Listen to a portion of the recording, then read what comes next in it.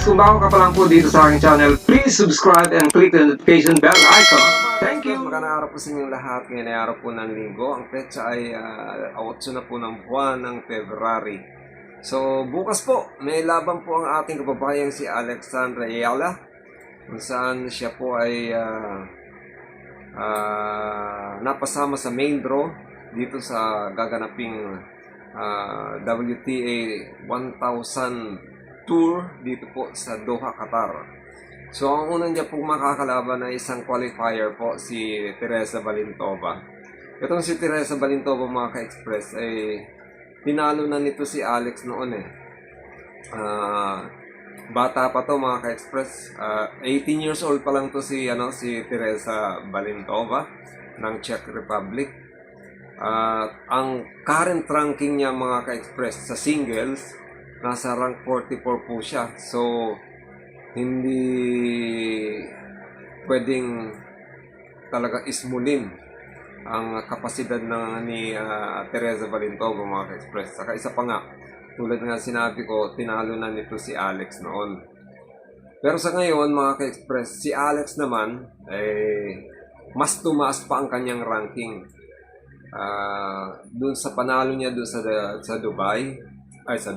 Abu Dhabi, sa Abu Dhabi dun sa Mubadala Open, kung saan ginanap sa Abu Dhabi, na umabot nga po siya ng quarterfinals.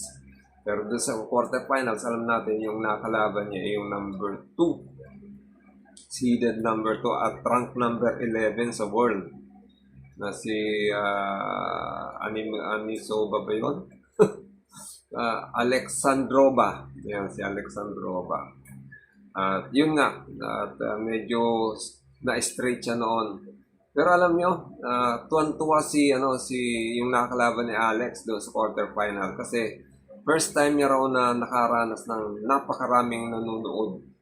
So, masaya siya na ang nakalaban niya ay si Alex. Kasi nakihati raw siya sa katanyagan ni Alex. So, si Alex Ayala, mga ka-express, magmula nung nagkaroon ng na-underestimate si Alex ng organizer doon sa Melbourne, sa Australia.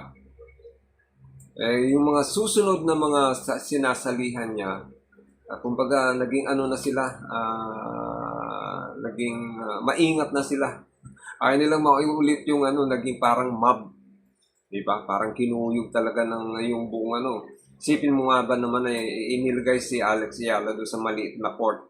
Kasi ang pagkakaalam ng mga organizer, wala namang pangalan si Alex Ayala. Ang hindi nila na-anticipate yung dagsa ng mga Pinoy na gustong manood doon sa laban ni Alex sa Melbourne. At nakita naman nga natin sa mga videos na talagang umaapaw po yung suporta ng ating mga babayan kay Alex Ayala. So, alam nyo, karamihan ng mga nanonood kay Alex Ayala ng live ng mga Pilipino ay hindi naman talaga mga tennis enthusiast ang mga yan. O kumbaga, hindi talaga nila hilig yung tennis. Kaya lang naman sila talaga nanood para suportahan talaga ang ating kababayan na si Alex Ayala, na sa ngayon ay gumagawa talaga ng malaking pangalan sa larangan ng professional tennis. Tsaka manpakin nyo, siya lang ang kauna-unang Pilipino o Pilipina na ngayon ay nasa top 30 na. Kasi ang current ranking po ni Alex Ayala, mga ka-express, siya po ay nasa rank 39. Dapat nga 38, kanya nga lang, nung natalo siya doon sa quarterfinal, nabawasan. So magtataka kayong mga ka-express, bakit sikat na sikat si Alex Ayala? Samantalang hindi naman talaga siya yung top 1 o kaya number 1 na professional tennis player sa buong mundo. Andiyan si Sabalenka, andiyan si Iga Swiatek, andiyan si Coco marami pang iba na higit na mas tanyag o sikat kaysa kay Alex Ayala. Pero bakit dinudumog bawat laro ni Alex Ayala? So, simple lang ang dahilan niyan, mga ka-express. Tayong mga Pilipino, ang umiiral sa atin ay pride. Siyempre, pag nakita na, alam natin na ang isang kababayan natin ay napapalaban sa larangan man ng sport, ano man yan, football man yan, volleyball man yan, basketball man yan. Ngayon, tennis. Bihira po yung atleta ng Pilipinas o na Pilipino na nagiging tanyag sa tennis. Pero sa kaunahang pagkakataon mga ka-express, eto nga si Alex Ayala ay gumagawa ng talagang malaking pangalan sa larangan ng professional tennis. Kung saan hindi lang mga kababayan natin Pilipino ang dumudumog na sa kanya, kundi pati na mga ibang lahi. Kita nyo naman yung sa mga bawat laro niya sa sinasalihan niya ngayong mga torneo. Diba? Nung pagkatapos pa lang ng Philippine Open ay inimbita na kaagad siya. Wildcard siya dito sa sa Abu Dhabi. Kumbaga, pagka inimbita ka, ibig sabihin marami kang follower o kaya alam ng organizer na makakapag-draw ka ng ng mga meron o ng mga spectator. At hindi nga nagkamali yung mga organizer ng Abu Dhabi. Kita nyo naman, jump pack lagi talaga. Tsaka tingnan nyo yung yung stadium talaga lagi yung pinaglalaro doon nilaligay nila si Alex Ayala sa mga laro ni Alex Ayala doon sa stadium. Kita nyo naman kung gaano karami yung mga kababayan natin na dumadayo pa. Sa bagay, diyan sa Abu Dhabi, marami talaga yung mga OFW diyan, tsaka yung mga expat na diyan na rin ang mga nakatirang mga nagtatrabaho. Plus pa yung mga ibang lahi na nahahatak na rin sa, kumbaga naiingganyo na rin na suportahan si Alex. Kumbaga, tuwan-tuwa sila. Sino ba naman kasi ang hindi matutuwa o gaganang panoorin ang kilos ni Alex Ayala sa loob ng playing court? Siya lang naman kasi yung talagang agresibo. Lalo na yung pagka mahahabang mga rallies. Pag mahabang rallies, may tulog yung kalaban ni Alex Ayala. Kasi diyan magaling si Alex sa mahabang rallies. Ngayon, hindi pa natatapos yung torneo do sa Abu Dhabi. Bigla naman siyang sa Doha, Qatar. Ito nga lalaroan niya bukas mga ka-express sa Lunes. Itong darating na Lunes. Maglalaro siya diyan sa Doha, Qatar. Kanya nga lang mga ka-express. Yung draw dito sa Doha, Qatar, matindi. Unang-una, itong una niyang makakalaban si Teresa Valentova. Rank 44 po siya mga ka-express sa ranking, sa world ranking ng WTA sa singles. Nasa 44 po, rank 44. Si Alex Ayala mga ka-express, tumaas ang kanyang ranking, nasa rank 39 po siya ngayon.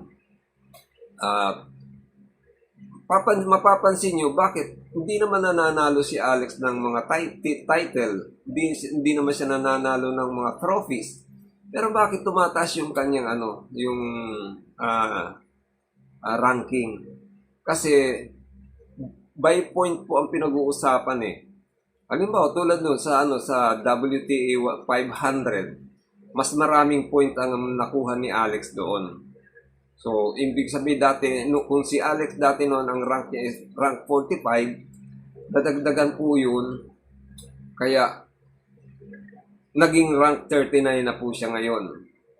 So, pagka halimbawa manalo dito si Alex Ayala sa first round, ito WTA 1000 to mga ka-express, talaga to, Grand Slam. Pag manalo siya dyan mga ka-express, ibig sabihin, malaki na naman yung point na itataas niya sa ranking. Sa live ranking, matalaki na naman ang itataas ng kanyang ranking. Malay natin, maulit-ulit ni Alex Ayala yung ginawa niya doon sa Miami Open, di ba? Na kung saan umabot siya hanggang semifinals. So, pagdasal natin mga ka-express. Pero I'm sure dito pa lang sa unang sa first round, medyo hindi dapat magpakampante dito si Alex. Kasi una nga, tinalo na siya nito ni Teresa Valentova. Tsaka isa pa, bata to 18 years old mga ka-express. Kasintangkad niya rin, 5'9", pinanganak sa Czech Republic. So, ang laro nila ay bukas. Bukas po mga ka-express. Siguro, center court ata ito ilalagay si Alex at si Balintova sa center court. Siyempre, anticipated na yan ng mga organizer ng Doha Qatar na dudumugin ng mga meron o ng mga spectator yung laro ni Alex Ayala. So, pag nakalusot yan si Alex sa first round, sa second round naman, si Muchova naman mga ka-express. Si Muchova pang nasa top 10 ata yan o top 20. Si Muchova kaya pag nakalusot niya siya kay Muchova, si Ani Musova ba yun? Yung Andre, nakakalaban niya sa sa exhibition, yun naman ang makakalaban niya sa third round. Tapos pag nakalusot siya, pagdating ng quarter final, mas matindi. Kung hindi si Aga Swiatek, si Paulini, or basta yung matataas pa, yung mas matataas pa sa ranking. Yun ang makakaharap niya. So, napakatindi nung draw na punta kay Alex Ayala. Kumbaga, magdidepende na lang tayo doon sa kakayanan talaga ng ating kababayan na si Alex Ayala dito sa larong tennis. So, magkano ba ang kinita ni Alex Ayala dito sa Abu Dhabi? Well, dahil umabot siya ng quarter final, doon pa lang ay kumita na siya ng $35,000 US. Plus yung sa double nila ni TJ na umabot sila ng semifinal, 21,000 plus 21,000 ng US dollar. Ibig sabihin, nasa mahigit 50. O i-convert mo yan sa Philippine money, more than 10 million din po yan. So, ganun talaga. Ganun yung yung pag pupursigin niya, merong katumbas na na kumbaga grasya. Di ba? Pero ang pinaka-importante diyan mga ka-express, yung makita natin na mas lalo pang tumaas ang ranking ni Alex Ayala at sa kalaunan, makasungkit siya kahit isang isang titulo. Yung nasungkit niya kasing titulo dito sa Guadalajara na WTA 125, parang hindi ata kasali yung sa official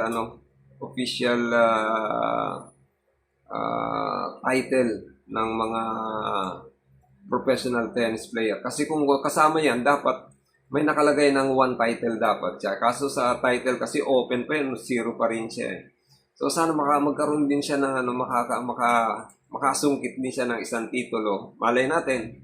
Sabi ko nga, maulit yung ginawa niya doon sa Miami Open kung saan umabot siya ng semifinal.